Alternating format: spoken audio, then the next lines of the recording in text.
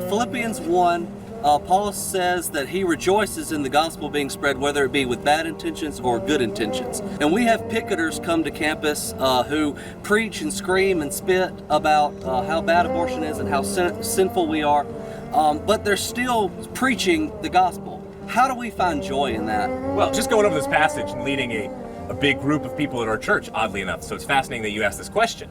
And so what does the context talk about?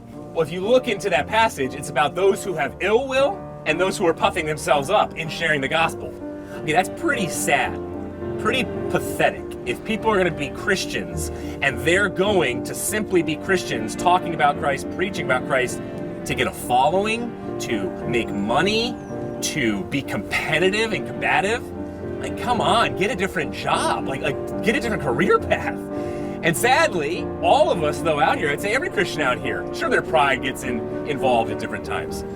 But the fire and brimstone preachers that you have on campuses, don't forget, they started the great revivals where we come from on the East Coast just a couple hundred years ago, where thousands and thousands of people were coming to believe in God because they felt a God-shaped hole and they were convicted and felt that they had guilty consciences and that there was heaven out there.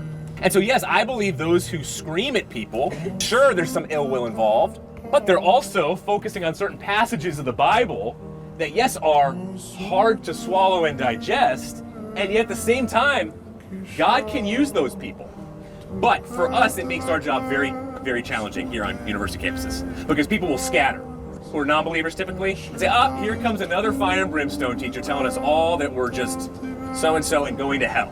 So God can use anybody as long as the gospel is preached, I believe, and yet at the same time, we do need to be wise in terms of preaching both sides of the gospel, that we are sinful, more sinful than we can ever even grapple with, and yet more loved than we ever could imagine. So preach both sides of the gospel, and do so by emptying yourself daily, understanding, like 2 Corinthians talks about, we're all broken vessels and jars of clay. So knowing that gives us humility in talking about the gospel.